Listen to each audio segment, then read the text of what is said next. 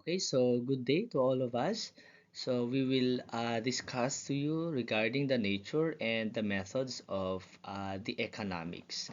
So if we say economics in general, they are considered as a classified of a social science because they are part of the society wherein we are pertaining the activities of the society. Either this is a bad or a good influencing to the community or in the economic sector.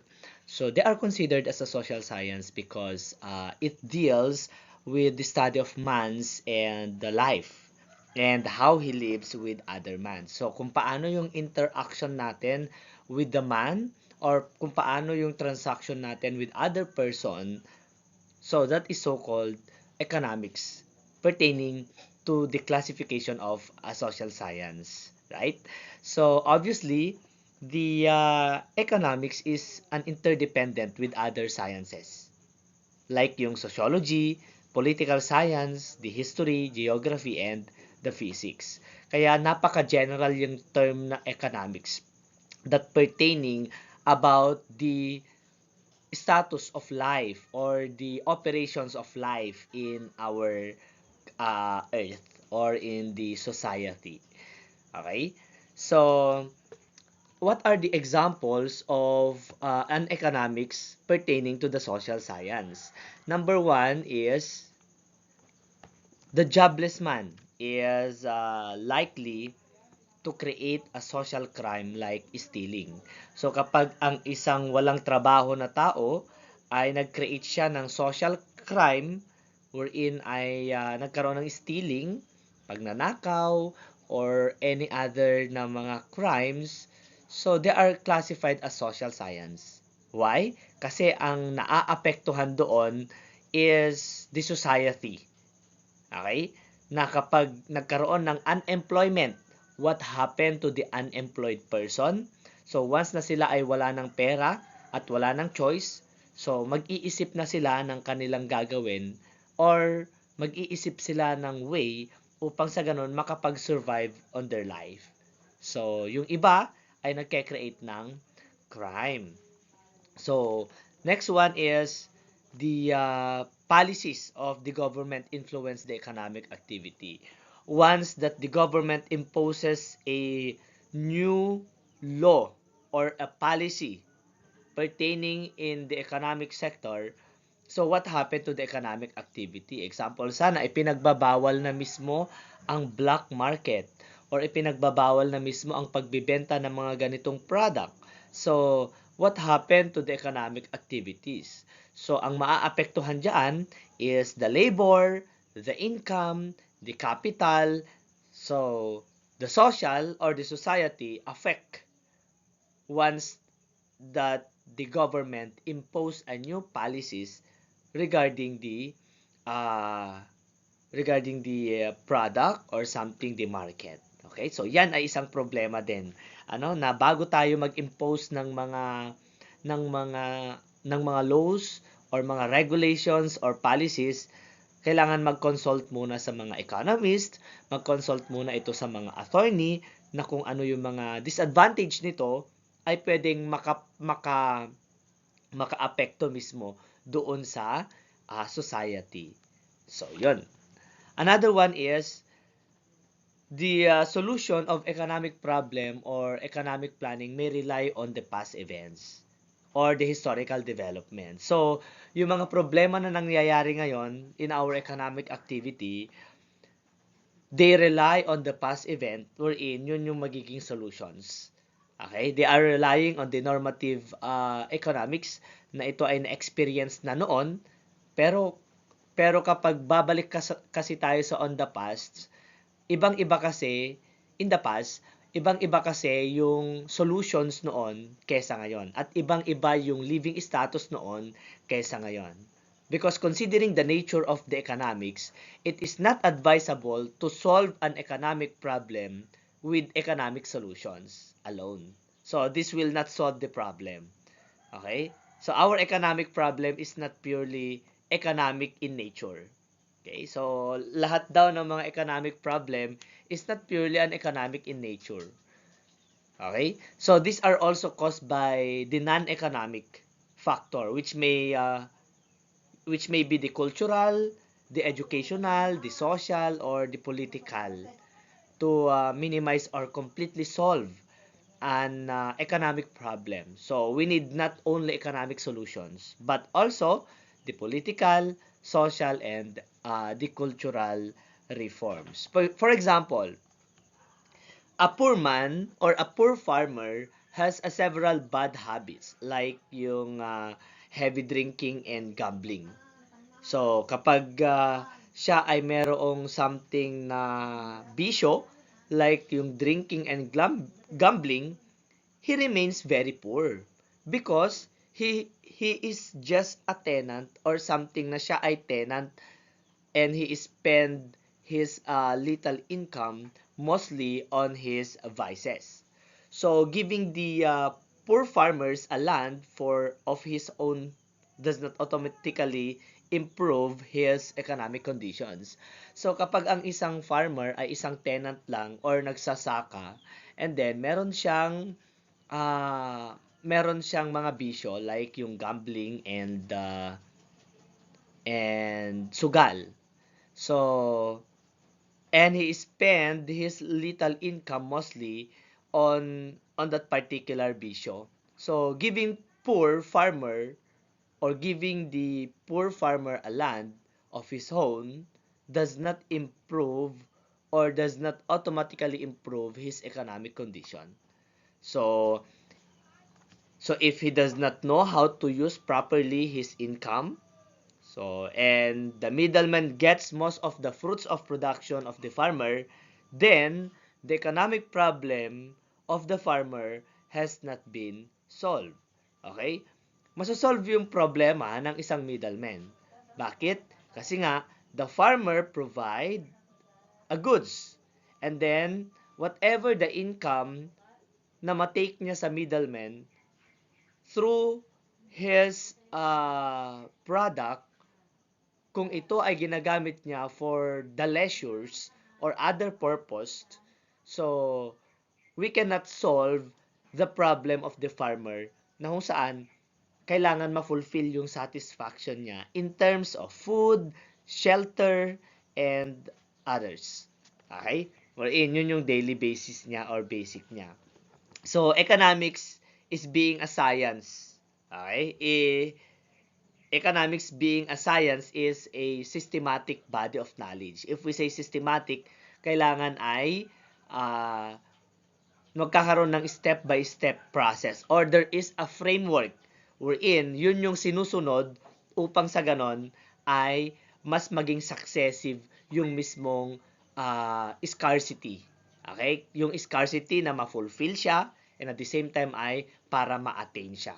So it is uses a scientific methods because kapag sinabi nating framework, it is a map or a road map wherein meron kang fina-follow na direction kung ano talaga yung intention or objective nung mismong income mo in terms of economics. So, we all know also that economics is uses in a scientific methods in gathering data, analyzing the data, and making a solutions. Okay? So, that is for the economics. Another one ay the geography of the region determines the main sources. So, yung geography of the solution also giving us a sources wherein yung income niya ay nakadepende mismo sa locations. So, kapag ang tao ay middle class or yung society na yon is a middle class, it is based on the geographical or geography or the regions. Okay? Another one ay in the case of the P6, so hindi natin makita dito. So in the case of the physics, it produces machines and electricity. Okay? So dito sa economics, lahat ay nagkakaroon ng effects or yung chain reactions. Kapag sinabi nating chain reaction, once na maapektuhan ng isa, lahat ay maaapektuhan. So everything is connected to everything else, wherein if one are affected, all will be damay. Di ba? So, yun. So, what are the biggest root problem in economics? One of the biggest root problem in economics is the maldistribution of wealth. So, may mga mayayaman at meron ding mga mahihirap wherein magkakaiba tayo ng status of living in terms of income that may cause poverty. 'Di ba? So, our available resources are in the hands of very few families. So, most of the people are mere tenants, clerk, factory workers, and servants. Kaya nga dyan nabuo yung mga employment. Wherein, kapag wala kang income, wala kang pera, or nagkakaroon ng maldistributions, what happened to the people who are not rich? So, ang nangyayari sa kanila, the rich create a job. 'Di ba? Wherein sila yung mga mag-i-establish na mga businesses, wherein itong mga maliliit na tao ay mag-a-apply mismo sa trabaho. And then, they can be a tenants, a clerk, factory workers, and a servants. So, buti na lang, or kaya may advantage din yung maldistribution ng wealth or yung mismong kayamanan. Bakit? Kasi kapag lahat tayo mayaman, wala nang employment. We're in kasi meron na tayong pera. So, kapag meron ka ng pera, so anong gagawin mo sa pera? So, it means kapag mayaman ka na, hindi ka na magtatrabaho. At iaasa mo na lang ito sa mga workers or something na mga tenants or sa mga factory workers natin, di ba? Kung mayaman ka. Pero paano kapag lahat tayo mayaman? So, wala nang workers, wala nang unemployment. Wala nang employment. Wala nang trabaho. So, ang mangyayari sa kanila ay nagiging stagnant na lang yung living of status. Wherein, pag lahat tayo mayaman, ang mangyayari sa pera or yung distribution ng money, the price rises. So, inflation rate increases. Okay? If the distribution or production ng money are increases also. So, nagkakaroon ng tinatawag nating directly effects. Okay? Direct effects on the distribution of money. If we say direct, in the graph of the economic, kapag sinabi nating direct ay ganyan. So, kapag direct, it means kapag nagtaas ang living status, tataas din ang price, di ba? So, tataas din ang price kapag nagtaas din ang living status ng tao. So, lahat ng mga product natin, based doon sa printing of money or based doon sa bilis ng pag-print ng pera, tumataas din or nag-i-increase din yung mga price ng mga product natin. So, what are the possible solutions? So, it can be corrected, the maldistribution of productive resources by proper economic, social, political, and others. So, ang possible solution siguro dito is kailangan magamit natin ng husto yung economic, social, and political aspect upang sa ganon ay hindi maging imbalance yung economic natin, especially in money matters, di ba? So, yun. Nature and methods of economic. But, sabi dito, economic problem are not purely economic in nature. So, economic problem not advisable to have an economic solution alone. Ito nasabi ko na kanina. So, it affect the non-economic factors. So, therefore, to minimize or completely solve an economic problem, we need not only economic solution, but also the political, the social, and the cultural reform. Why? To minimize this completely solve an economic problem. So, for example, sana, ito yung sinabi ko kanina na yung isang farmer ay nagkaroon ng bisyo and then isinugal niya yon at isa lang siyang tenants, what happened to its income? So, yung income niya, instead na mapunta doon sa satisfaction ng pamilya niya, pero napupunta ito sa bisyo. So, it is not part of an economic. It is not part because they are affecting the non-economic factors. The yung mismong ugali na mayroon siyang gambling or some extra na bisyo, that is a non-economic factor na nakakaapekto sa cultural and others. So number 2, we have the basic economic problems. So scarcity is what drives society to answer the following problems. So what are the basic economic problem to solve the scarcity wherein it drives the society to answer to answer. So number 1 question is what to produce and how much. Okay, ano yung ipoproduce ko at magkano yan?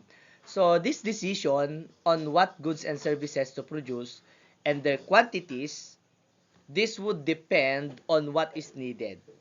Okay? Kung ano talaga yung kailangan. What to produce? So, kailangan alamin natin through the conduct of social research, ano ba yung kailangan ng isang society. And, magkano dapat? So, based doon sa living status ng isang society, doon mo idepende yung mismong product na ibebenta mo. Example sana, ang kailangan ng isang market ay talong. Okay? Paano ka magpo-produce ngayon ng talong?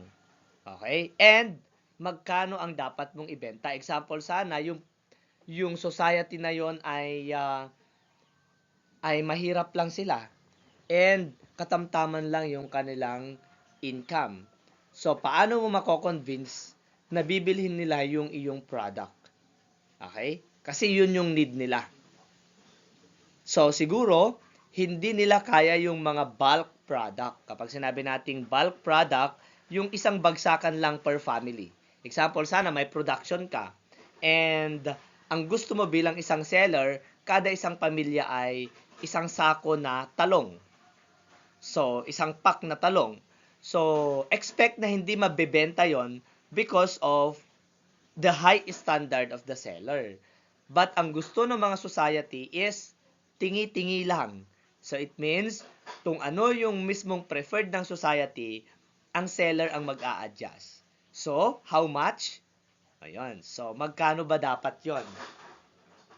Okay, so in a business, a feasibility study determines, di ba? So magkakaroon tayo ng mga research study or feasibility study that determines whether the certain goods or services become profitable or not in a given market. So yung mga investor are only willing to produce goods and services which give them a good profit. Alam nyo ba na yung mga investor daw or mga producer ay willing silang mag-produce ng goods pero yung mataas ang profit. So apparently, there is no problem, no? So just simply conduct a market study or a feasibility study.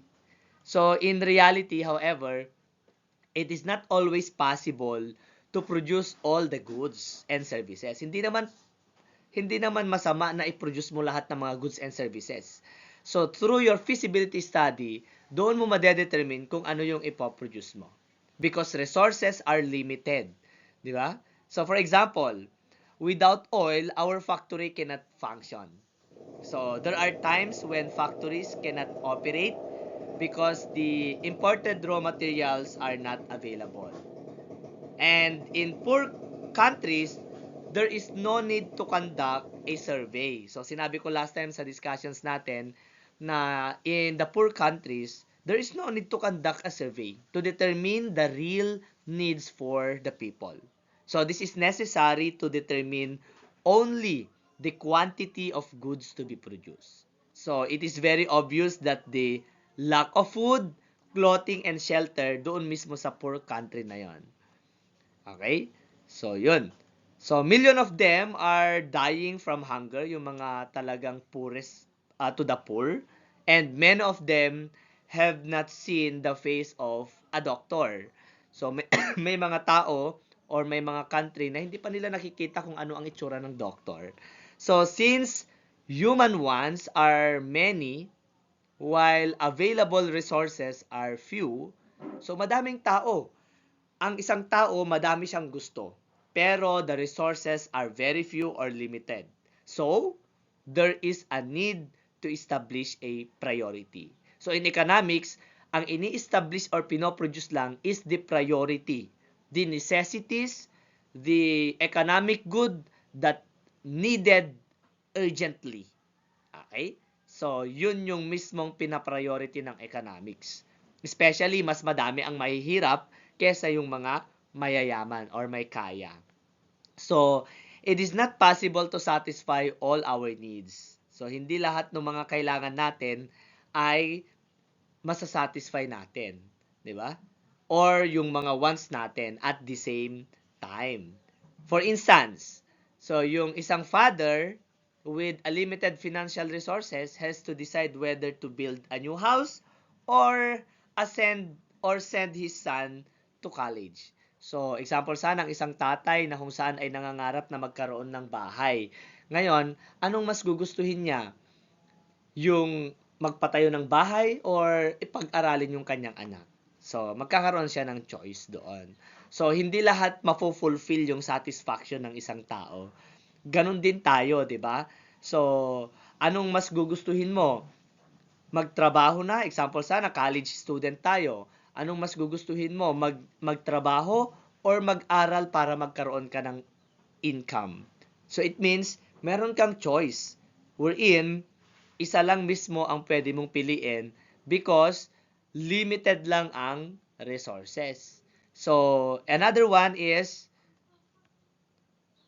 it is the students. Yan. Yun yung mga example ko din kasi mga student tayo. So, a student has to choose whether to purchase his textbook or have a good time. So, ano bang gugustuhin? Yung bumili ka ng textbook para pag-aralan or yung maglakwatsa ka na lang? So, mafulfill yung satisfaction mo sa dalawa. Pero mas pipiliin mo yung resources na alam mong may future ka. Di ba? So, it is rather unfortunately that the poorest among us have extremely limited priorities. So, especially kami, poor din kami, wherein meron din kami mga limited priorities.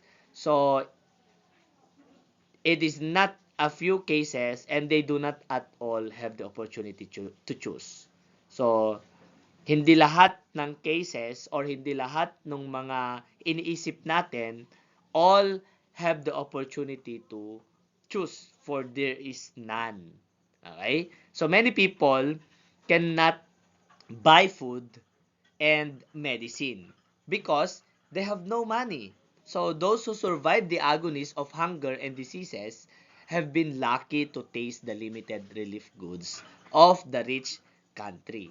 So, yon. So, yung mga tao na kung saan ay may sakit tapos hindi nakakakain ng maigi ay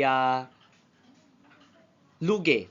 And then, yung mga tao naman na lucky na walang sakit, wherein kahit limited lang yung relief goods ay nakakakain pa rin sila. So, yon. So, the scarcity means that the demand for a good or services is greater than the availability of good or services or what we call on the shortage. Okay? Next, number 2 or letter B. So, how to produce the goods and services? Paano natin ipoproduce yung goods and services natin? So, this is a decision of what resources are to be used in production. By whom the goods will produce, the technological manner in which production will take place. So, a country with an abundant labor supply would expected to use a larger amount of that resources in its production of goods and services. Okay? So, this is a problem of a production technology or a methods of production. As a general rule, goods and services must be produced in the most efficient manner. So, dapat yung mga goods na yon na pinoproduce natin ay kailangan sakto lang or something na enough para sa mga tao. So, this means maximum output with minimum input without sacrificing the quality. So, although the rich countries use advanced technology, so in the production of goods and services. So, there are still goods and services which could not be produced efficiently. So, hence, the continuous research and develop product or project are continuous, di ba?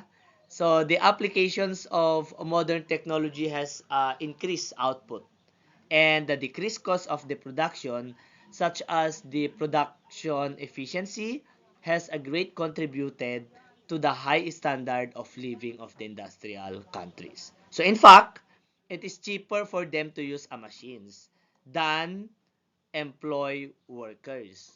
So mas magandang gagamit na lang ako ng mga machineries kesa mag-employ ako ng worker kasi mas mahal naman ang sahod doon sa pag-produce ng mga goods and services. So this has not created unemployment problem because of the many commercial and services activities of rich country. Okay? So sa mga rich country natin, mas preferred nila yung mga machineries. And at the same time, yung mga laborer nila doon ay may mapupuntahan pa rin. Kaya nga, this is not created unemployment. Especially in Japan. So robots are being used in factories, hospital, and offices due to the shortage of manpower. Okay? So in the case of poor countries naman, kasi yun ay mga mayayaman, they cannot afford to apply modern technology. So, hindi nila mapoproduce yung goods kung walang mga technology or hindi mabilis yung pag-produce ng goods kung walang mga technology. So, this requires modern machines, so which are expensive. Besides, the modern technology is not yet appropriate for the poor countries. So, they have an oversupply of idle labor force. So, the use of more machines only creates greater unemployment problems in that country. For this reason, it has been suggested that the poor countries should be labor intensive. Okay? So, ang mga poor countries natin, mga labor intensive yan. So, this means more labor and less machines. Kaya nga, napapansin nyo dito sa Pilipinas, nung inilabas ang mga machines like yung combine harvester, mga tractor, sa mga area na mahihirap, wherein yung mga mayayaman na afford doon at in-apply mismo or nag-operate sila doon sa mga area na talagang poorest to the poor, ay anong ginawa doon sa mga machineries? Sinunog nila. Kasi nga wala na silang pagkakakitaan or wala nang income. Okay? So yun. Another one, basic economic problem is for whom are the goods and services? Okay, so this question is now on the problem of distribution. Kanino ba talaga yung goods and services na produce ko? And who will benefit from the production of goods and services? So how much of a total production will each customer get? So will the goods be bought by the rich or by the poor? Okay, so this problem of distribution, who gets the goods like yung rice, clothes, shoes, and the other services such as yung education, Medicare, so etc. So in a pure market, economy or capitalism, goods and services are definitely for those who have money and are willing to purchase them. Lalong-lalo na sa mga pure market or sa mga capitalism.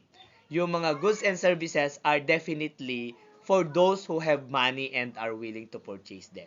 So clearly, the rich acquire more goods and services than the poor.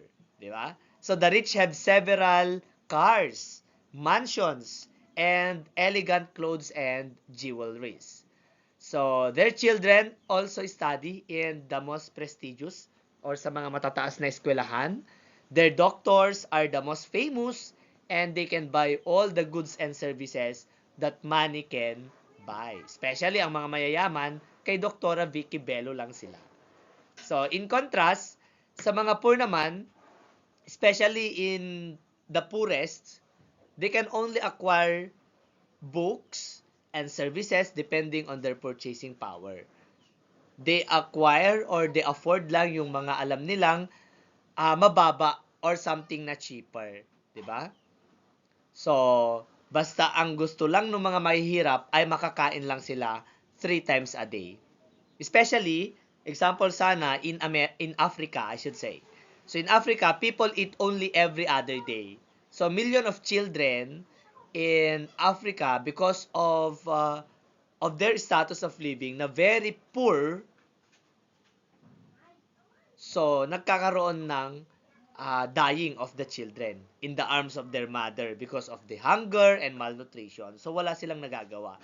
And some of the African ay nagiging hostess na lang or something bayaran. So the goods and services are for sale. So businessmen do not offer this for charity or for free. So ang mga goods and services, poor man yan or mayaman man yan, they are for sale, especially sa mga businessman. Kasi they are not offer the goods and services for charity or for free. Kasi nga ginastusan nila yan. So otherwise, they would be out of a business. However, in the other economic system, the government interferes in the distribution of goods and the services in order to protect the welfare, to protect the welfare of the poor.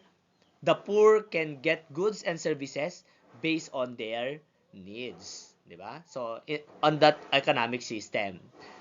So in Qatar or in the Middle East, the people have been given free educations, housing, water, electricity, and other basic services. Okay?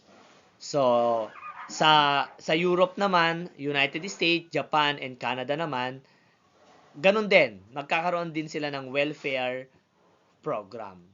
Okay? So for whom are the goods and services? Depende sa living of status, 'di ba? Kapag mag-produce ka, kailangan alam mo na kung sino yung mga target na mga customer or society mo. Yung mga mahihirap ba or mayayaman?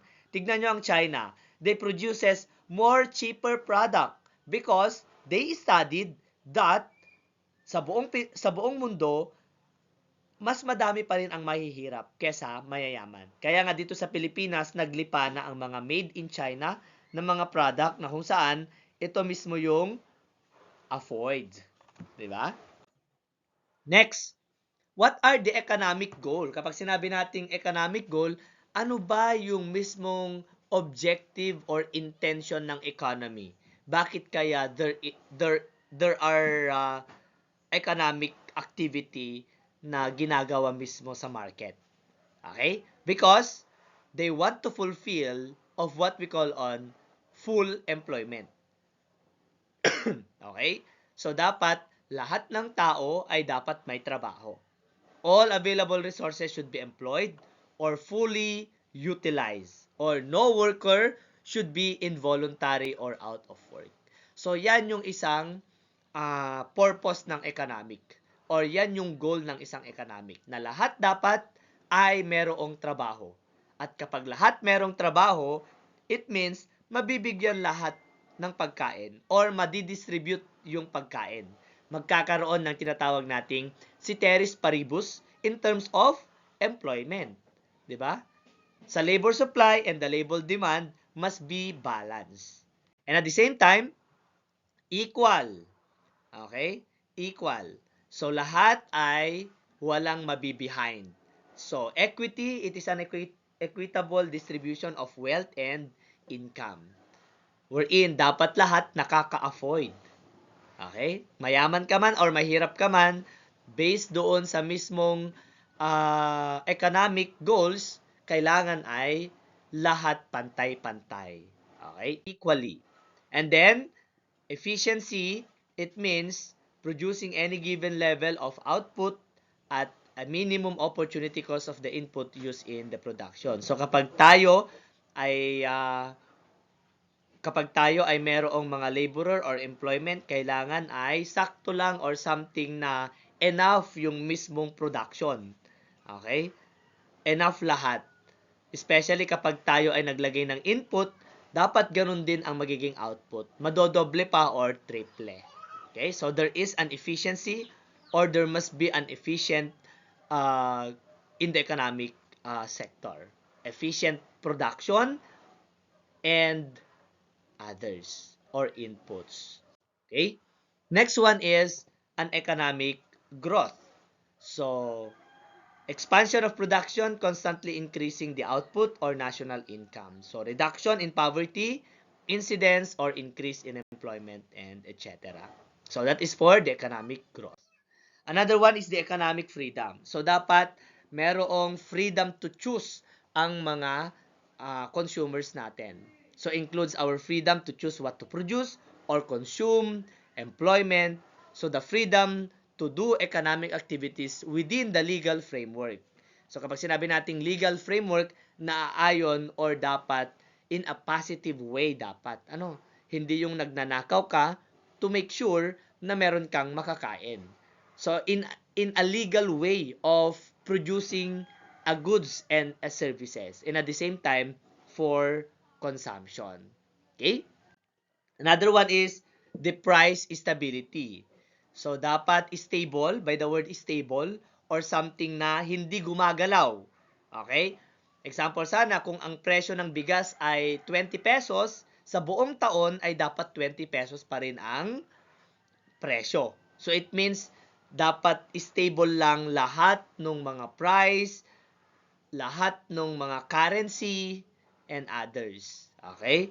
So there must be an absence of inflation. Kapag sinabi natin kasing inflation, that is increase in price. Okay? So walang pag-increase doon sa mismong price ng mga product, kundi nagiging stable ang presyo. And at the same time, yung currency or yung palitan ng pera.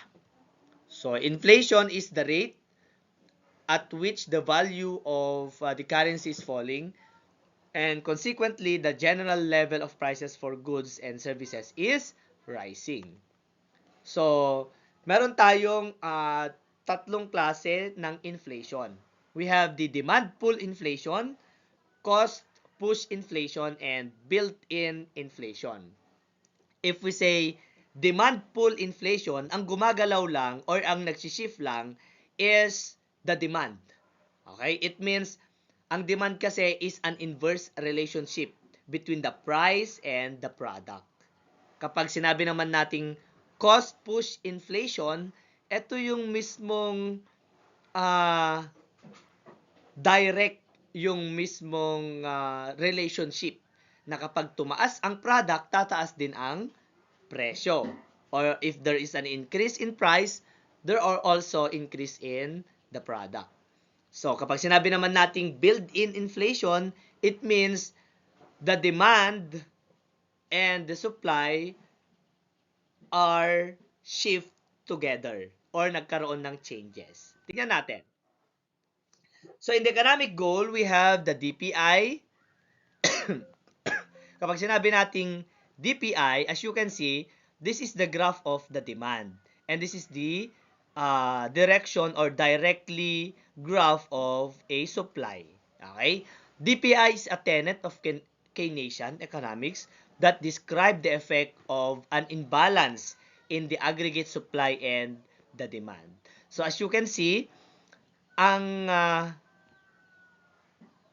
graph na parang pa-vertical ba or pa-slanting, it means that is demand. So, yung graph na pa-slanting and nagkaroon ng shifting, it means ay there is so-called inverse relationship. Kapag sinabi nating inverse relationship, ay if the product increases the price, or if the product increases, the price also increases. If the shifting are on the right. Okay? Pero if the shifting of the demand is shifting on the left, or on the left or in the shifting backward, it means there is a decreasing of price and at the same time decreasing in the demand or yung mismong bibili doon sa product na yan. Okay? So, that is so-called demand pull inflation. Kapag sinabi nating demand pull inflation, ang mag-shift lang dito is the demand curve. Okay? So, once that demand curve shift to the right, okay? Shift to the right, so the real GDP also increases and the price also increases. Next one is the CPI. If we say CPI, so this is occurs when overall prices increases. Okay? So, if the supply, okay, this is the normal. Ayan, ito mismo yung normal na supply, the AS1, and then this is the shifting, ano? Nag-shift siya into the left. So once na yung supply natin ay nag-shift to the left, so the quantity demand decreases while the price is rising. So kapag tumaas yung presyo nung mismong product na yon, bumaba kasi yung quantity. Okay? So, that is for the supply. So, kapag sinabi kasi nating demand, ito yung mismong bumibili sa product. So, it means tayo mismo na tao. Kapag supply naman, ito mismo yung binibili ng tao. That is a supply. So, sa supply curve, once na there is a shifting to the left, it means kapag bumaba ang product, tumaas ang presyo. As you can see here in the graph. So ito yung price 1 and this is the price 2. So it means nakita natin na tumaas as the supply shift to the left. Okay? So there is a shifting. That is one of an example of cost push inflation. Wherein once na tumaas ang presyo dahil sa pagbaba ng quantity or kaya nung mismong demand or yung bumibili. So kapag bumaba ang bumibili dun sa product na yon or mababa yung product na yon or something na nag-decrease yung production ng product na yon ay mataas ang presyo. Kasi we are pertaining on the particular supply. So, kapag hindi gumalaw si demand at gumalaw si supply, that is so-called cash push inflation. Pero kapag gumalaw si demand at still on the original direction pa rin si supply, that is so-called demand pull inflation. Pero kapag built-in inflation, it means there is a shifting of both the supply and the demand. So, merong shifting. This is the original and then this is the secondary or the second equilibrium shifting. Okay? So, or the second equilibrium. So, occurs when the workers expect their salaries or wages to increase when the price of goods and services increase to help maintain their living costs.